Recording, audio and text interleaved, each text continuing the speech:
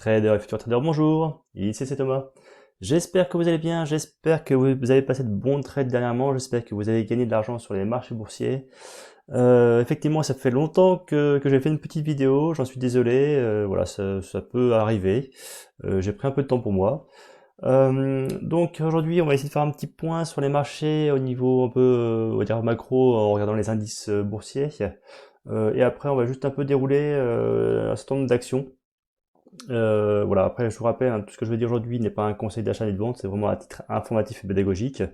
Je ne suis pas habité à vous donner conseil, donc voilà, c'est vraiment à vous de prendre vos propres décisions.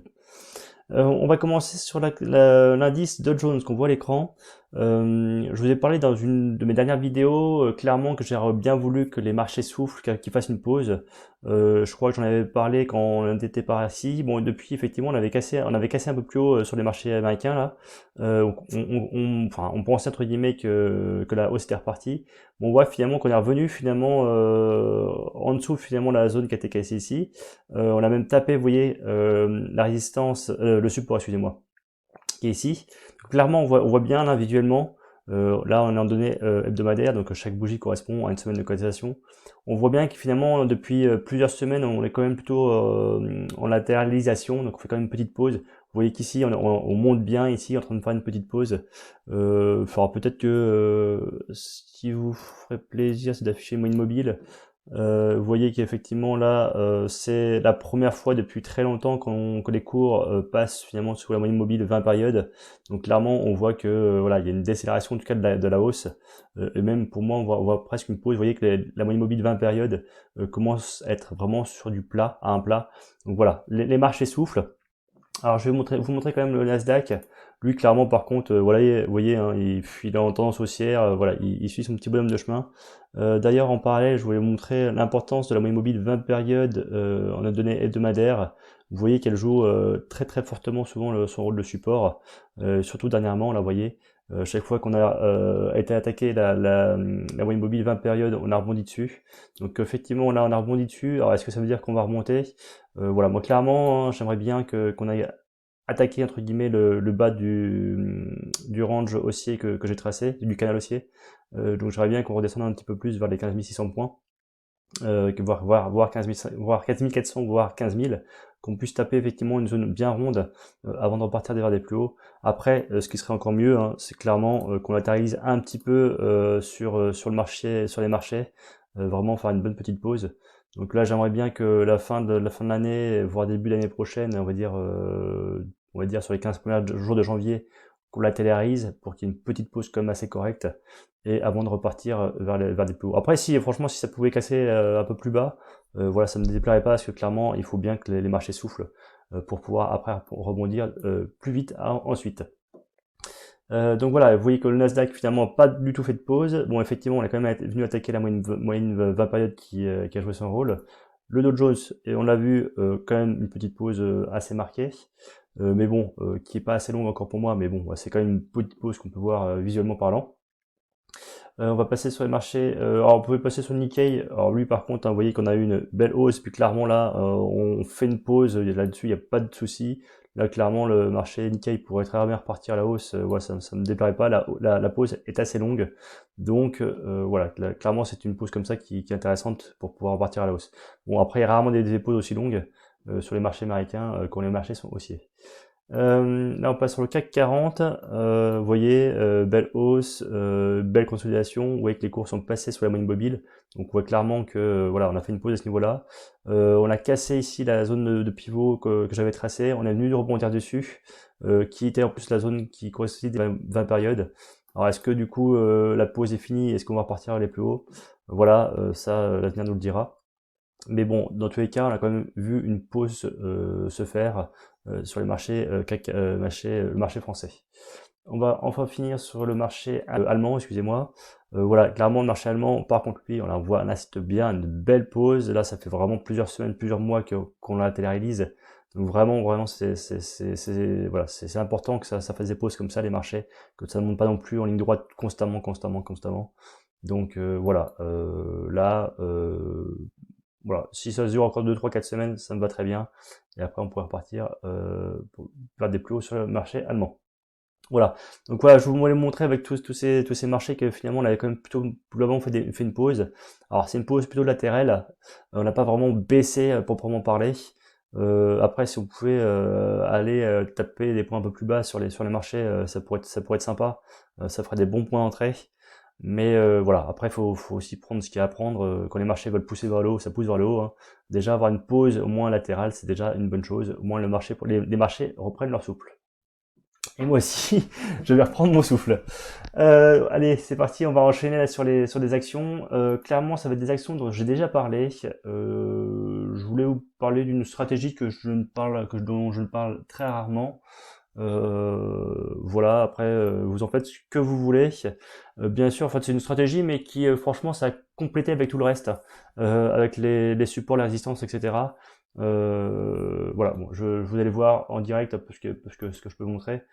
Clairement, j'ai pas du tout choisi les actions, hein. Clairement, c'est des actions qui étaient dans une liste que j'ai mis une liste vidéo. Voilà, vous verrez que c'est clairement des actions dont j'ai déjà parlé. Donc, pour parler de la stratégie, en fait, du coup, je vous ai parlé qu'effectivement la moyenne mobile 20 périodes marchait plutôt bien, en fait, entre guillemets, de façon générale, en données hebdomadaires. À ceci, vous pouvez aussi ajouter la moyenne mobile 50 périodes. Et un peu, la stratégie, c'est un peu de prendre, par exemple, de considérer que quand la moyenne mobile passe sous la moyenne 50 périodes, donc là, en l'occurrence, si elle passe en dessous, vous faites de la vente à découvert, donc du coup, vous vendez le marché. Donc vous misez à la baisse du marché. Donc vous voyez ici que la moyenne mobile là qui est en rose pâle passe en dessous. Donc là ça croise. Là effectivement vous passez à la vente. Donc du coup vous misez sur la vente et vous rachetez votre position une fois que la moyenne mobile 20 périodes repasse au-dessus de la moyenne mobile 50 périodes. Donc là, en l'occurrence, ça n'avait pas croisé. Donc là, en fait, effectivement, il fallait racheter votre position à ce niveau-là. Donc vous preniez toute cette baisse, entre guillemets, de gains.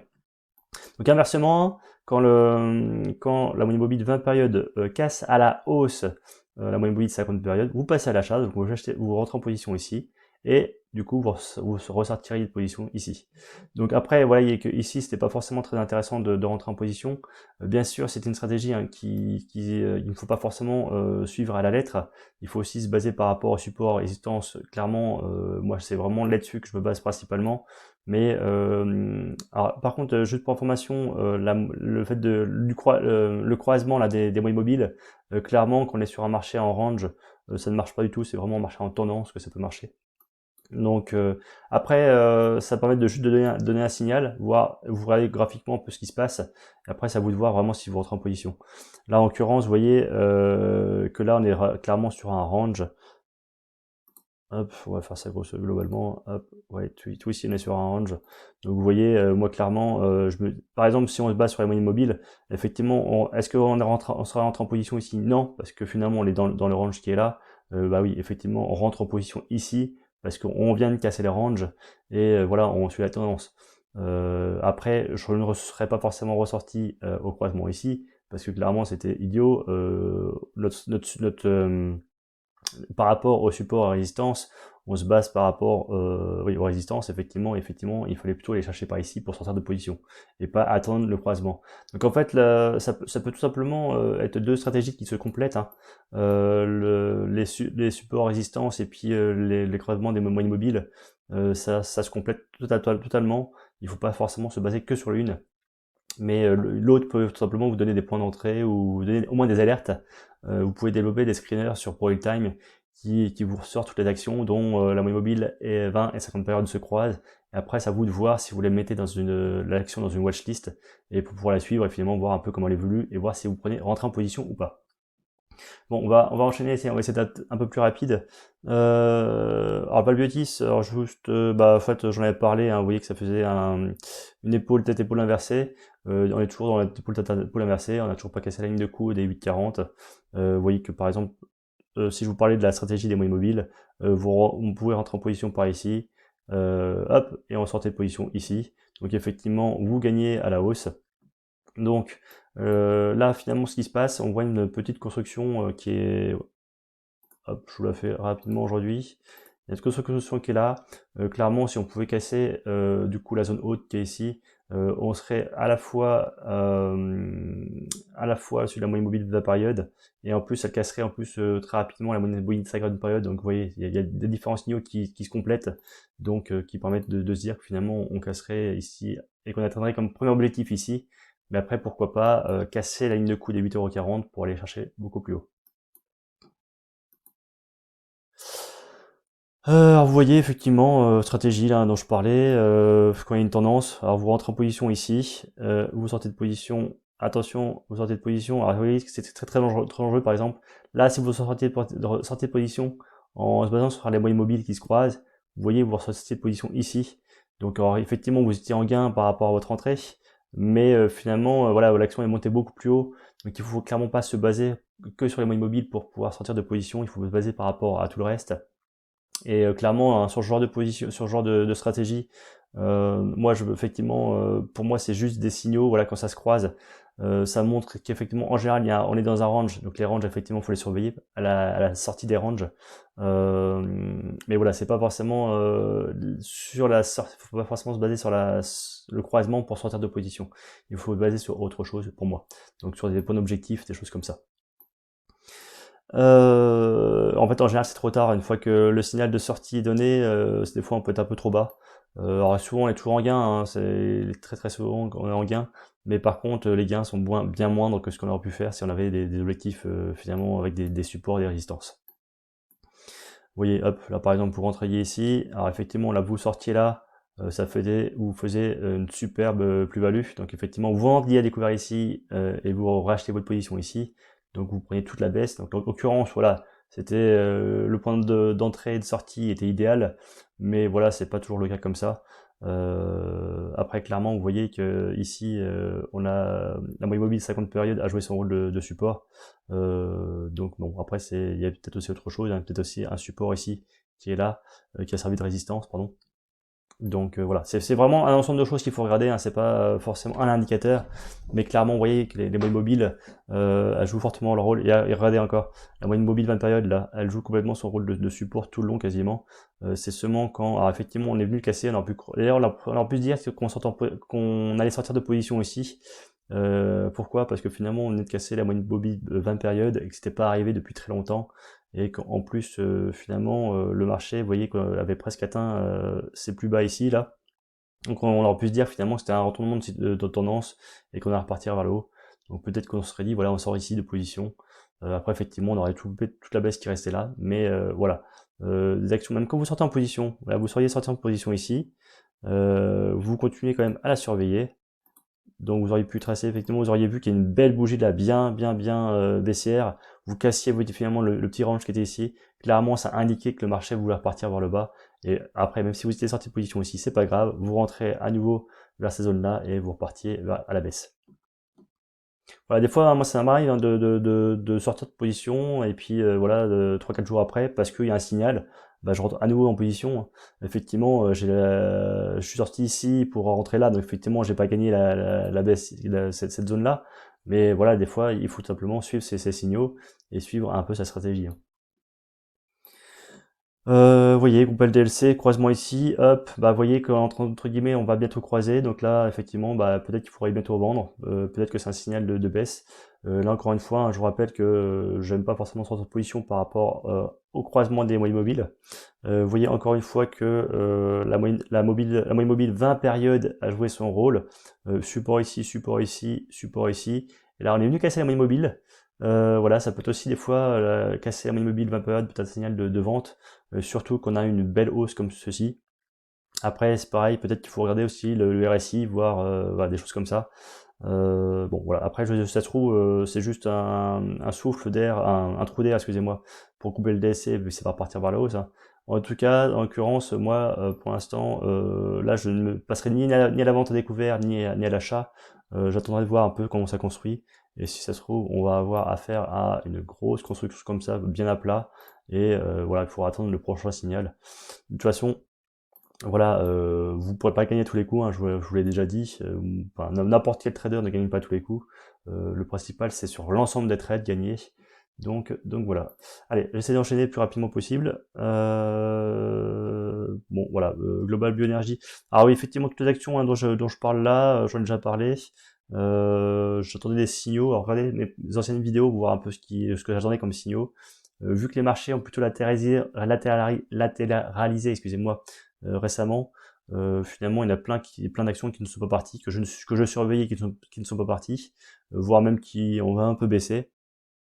Là vous voyez clairement hein, que la moyenne mobile 20 période joue bien son rôle de résistance. Bah d'ailleurs vous voyez on peut très clairement tracer une zone un peu comme ceci.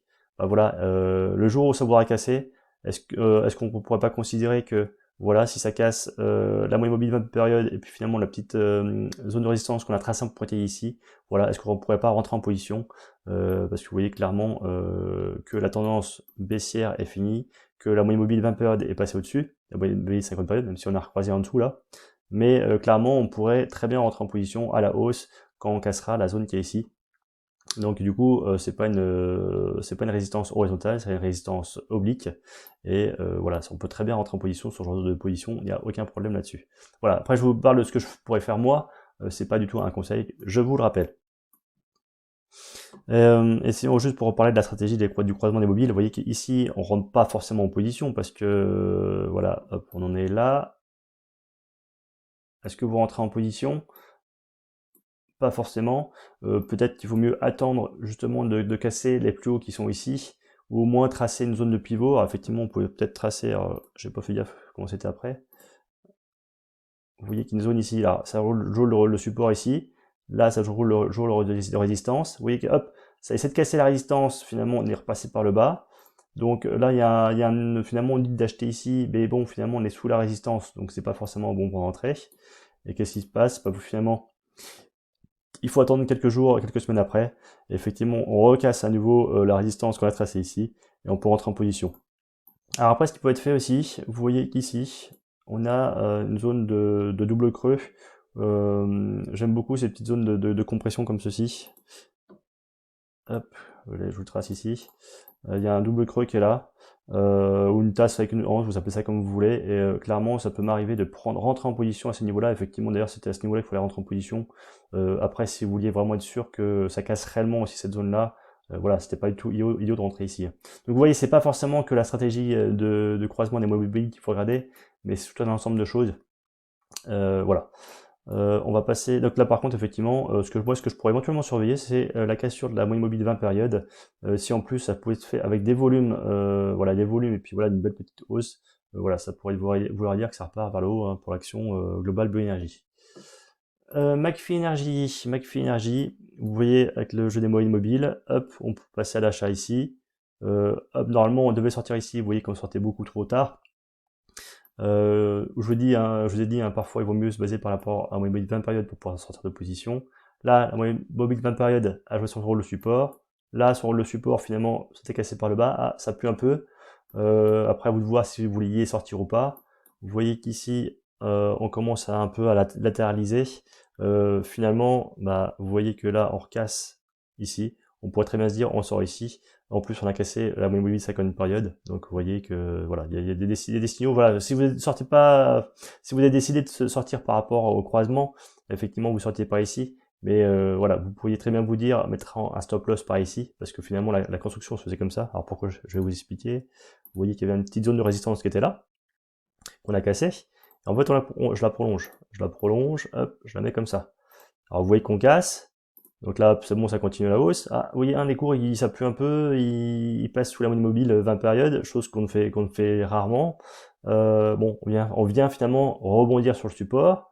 Mais vous voyez que maintenant, qu'on est dessous la moyenne mobile 20 périodes, c'est la moyenne mobile 20 périodes qui sert de résistance. On bute dessus, on repasse en dessous. Clairement, ça commence vraiment à puer. Donc là, clairement, moi, je pourrais me dire, là, je sors de position ici, parce que voilà, on n'a pas réussi à passer la moyenne mobile 20 périodes. Mais vraiment, si vous voulez attendre, vous pourrez, alors on regarde pas les moyennes mobiles. Hein. Là, on va juste se baser par rapport, vous voyez, à la résistance qui est au niveau des 26,50. Vous voyez que là, on est sur le support 26,50. Ça, qu'est-ce que ça fait? Ça va rebondir ou est-ce que ça va casser? Comme ça casse. Alors vous voyez que vous mettez un stop loss par ici, du coup qui était sous le dernier plus bas finalement, et vous sortez de position ici. En plus, elle correspondait, enfin, vous étiez en plus en dessous de la moyenne mobile 50 périodes. Donc clairement, il fallait vraiment sortir de position ici. Voilà, enfin voilà, c'est vraiment, faut aussi des fois. Alors, moi j'aime bien avoir une stratégie fixe tout le temps et pas me poser de questions. Des fois, il faut aussi analyser. Peut-être, enfin voilà, je vous parle de ça, c'est pour vous essayer de construire votre stratégie. Il faut clairement pas partir dans tous les sens, hein. Une fois que vous avez une stratégie, il faut vraiment la suivre. Mais là, je vous parle de plein de choses à la fois pour finalement développer votre stratégie. Moi, clairement, j'ai pas forcément suivi, enfin, j'ai construit ma stratégie avec ce que j'avais, enfin, avec mon feeling entre guillemets. Toutes les stratégies sont bonnes. Par contre, elles ne vont pas à tout le monde. Donc voilà, moi la stratégie que j'utilise finalement avec les supports de la résistance dont je vous parle très souvent, finalement c'est un petit bout de la stratégie que j'utilise, mais voilà, c'est clairement quand vous avez choisi une stratégie, vous la testez pendant plusieurs semaines, plusieurs mois. Une fois que vous avez vu qu'elle marchait sur le long terme, vous n'y touchez plus, enfin voilà, vous basez là-dessus quoi. Il faut arrêter de prendre tous les indicateurs possibles et imaginables pour entrer en position. Mais là, je vous parle effectivement dans une vidéo de plusieurs stratégies qui pourraient être complémentaires. Vous en faites ce que vous voulez, c'est vraiment, voilà, vraiment pour que vous puissiez voir de façon globale ce qu'on peut voir sur un écran. Voilà, du coup, en fait, alors pour revenir, alors, vous voyez que là, finalement, on pourrait peut-être tracer un espèce de canal baissier. Peut-être qu'on est sur le haut du canal. Quelque chose comme ça. Alors, du piqué, hop. Voilà, peut-être que sur finalement, on est peut-être sur le haut du canal ici. Est-ce que du coup on passerait à l'achat si on cassait la zone des 23,86? Alors pas forcément immédiatement parce que vous voyez que la moyenne mobile 50 périodes bloquerait, mais si on passe au-dessus de la résistance qu'on a trace ici et la moyenne mobile 50 périodes, effectivement on pourrait se dire on repasse à l'achat sur l'action McPhee Energy. Par exemple, vous voyez que là je me base par rapport aux résistances dont je parle souvent très souvent. On casse à la fois le canal baissier qui est ici, donc la résistance oblique. On casserait à la fois cette petite zone là des 23,86, mais aussi la moyenne mobile 50 périodes. Donc il y a beaucoup de résistances qui finalement viennent d'être pétées. Hop, du coup on repartirait vers les plus hauts sur l'action McPhee Energy. Voilà, c'est des choses comme ça qu'on pourrait faire pour trader. Allez, j'essaie d'enchaîner parce que là, clairement, je parle beaucoup. Neoen, vous voyez que j'en ai parlé, qu'il fallait prendre l'achat sur cassure de la résistance. Bah, vous voyez, hop, on est revenu en dessous la résistance. Bah voilà, c'est comme ça. D'ailleurs, vous voyez, ce qui s'est passé, c'est clairement la moyenne mobile 50 périodes qui a joué son rôle de résistance, ça a bloqué et voilà. Donc du coup, on est reparti à la baisse. Par contre, clairement, on est toujours sur le range. La position à la hausse n'est pas forcément validée. Effectivement, peut-être qu'on va aller chercher le point bas ici, peut-être qu'on va rebondir et qu'on va réussir ce coup-ci à casser la moyenne mobile de 50 périodes pour repartir à la hausse. Alors juste pour revenir sur la stratégie des croisements des moyennes mobiles, bon, on a passé l'historique pour voir, mais bon, il y avait un point d'entrée par ici et on pouvait effectivement sortir ici.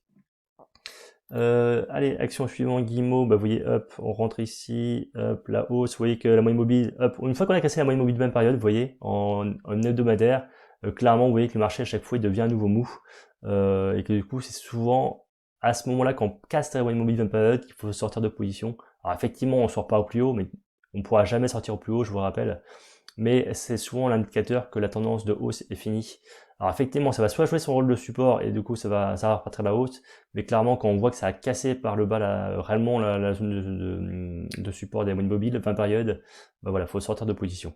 Je vous ai parlé, je pense, de l'action Guillemot à ce niveau-là. Je voyais clairement une congestion qui était faite là. Je voyais bien effectivement que l'action pouvait rebondir. En plus, clairement, vous voyez que la moyenne mobile 50 périodes arrivait comme une balle. On était dessus, on était en train de rebondir. Ce qui s'est passé effectivement, on a rebondi sur la moyenne mobile 50 périodes. Vous voyez, le marché repart sur l'action Guillemot à la hausse. Action suivante, si ça veut bien, blockchain, excusez-moi.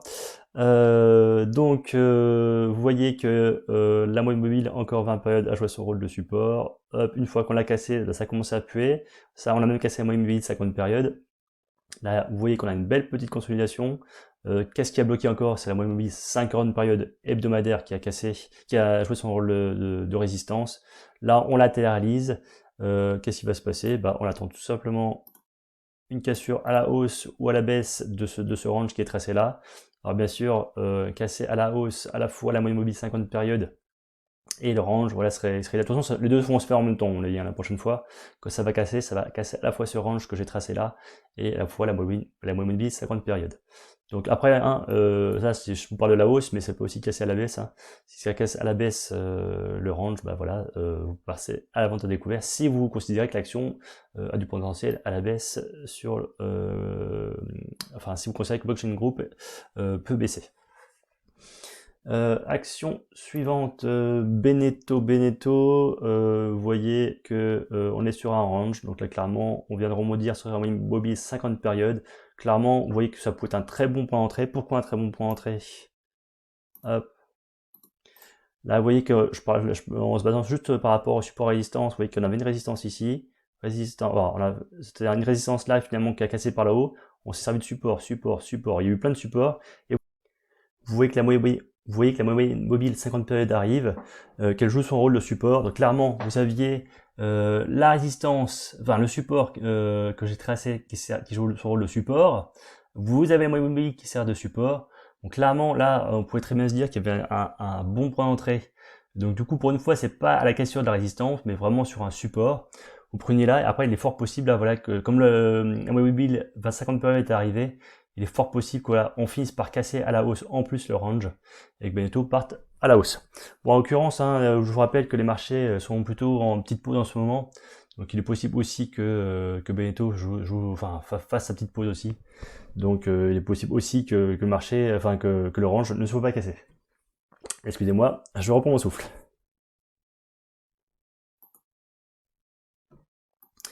Chargeur, vous voyez, hein, toujours avec l'histoire des moyennes mobiles. Vous voyez encore la moyenne mobile 20 périodes qui joue clairement son rôle. Vous voyez que la moyenne mobile qui est rose, clairement, elle joue bien son rôle.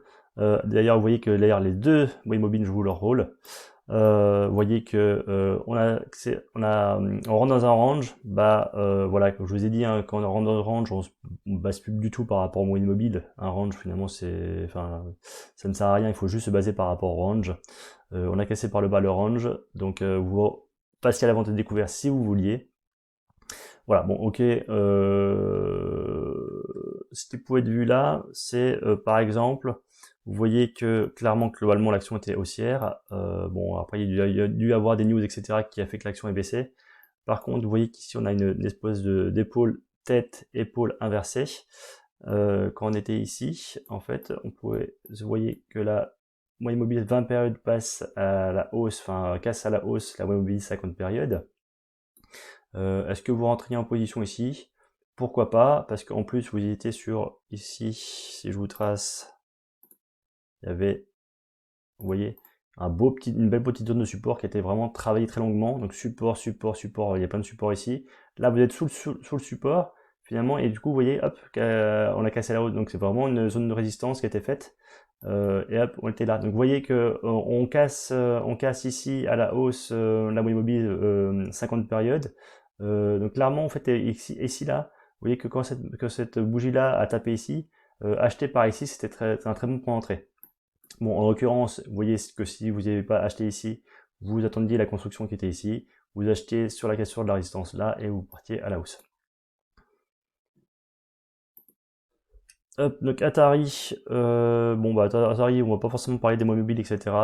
Je vous en ai déjà parlé. Clairement, là, Atari, bah, vous voyez qu'il y a une belle petite zone qui est tracée ici.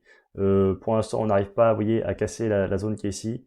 Alors pourquoi? Bah, c'est la résistance qui joue son rôle, mais vous voyez, dans le mille, la moyenne mobile 50 périodes, clairement, elle joue son rôle, elle bloque aussi les cours. Donc clairement, il faut avoir une bougie qui clôture au-dessus de la moyenne mobile 50 périodes. Et clairement, je pense, hein, clairement, moi, je mettrai des billes dessus dans tous les cas. Si on casse la moyenne mobile 50 périodes et qu'on clôture au-dessus, voilà, on repartirait à la hausse sur l'action Atari.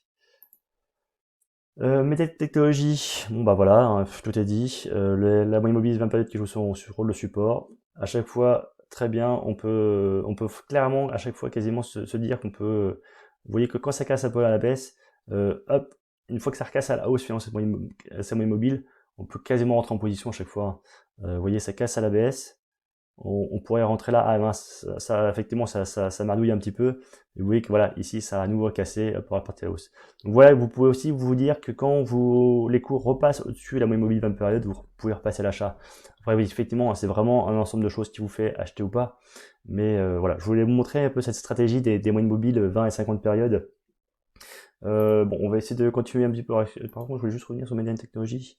Bah oui, effectivement, j'en ai parlé que oui, qu'elle avait cassé ses plus hauts.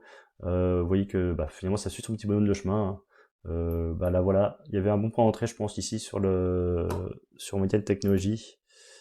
Oui, c'est ça, Median Technologies, excusez-moi. Ici, belle petite zone de résistance qui est maintenant en zone de support. En plus, la moyenne mobile est là pour jouer son rôle de support. Bah, il est fort possible. Hein, rien n'est sûr en trading, je vous rappelle. Donc que ça fasse ça, donc on est en train de faire ça, et que ça fasse à nouveau ça, pour faire ça, pour à nouveau faire ça. Voilà. Ça suit son petit bonhomme de chemin sur sa Median Technologie. En plus, alors clairement, hein, si on venait un jour se reposer sur la moyenne mobile 50 périodes, ça serait aussi un bon point d'entrée pour moi. Ça serait un point d'entrée un peu plus bas. Mais voilà, pour l'instant, vous voyez, vous attendez des petites consolidations et vous rentrez en position ou vous basez par rapport à la moyenne mobile 20 périodes qui joue très souvent son rôle de support. Donc voilà. Exmar, bah voyez, je sais plus ce que je disais sur l'action, effectivement que clairement j'attendais qu'on casse la moyenne, la résistance oblique qui est là.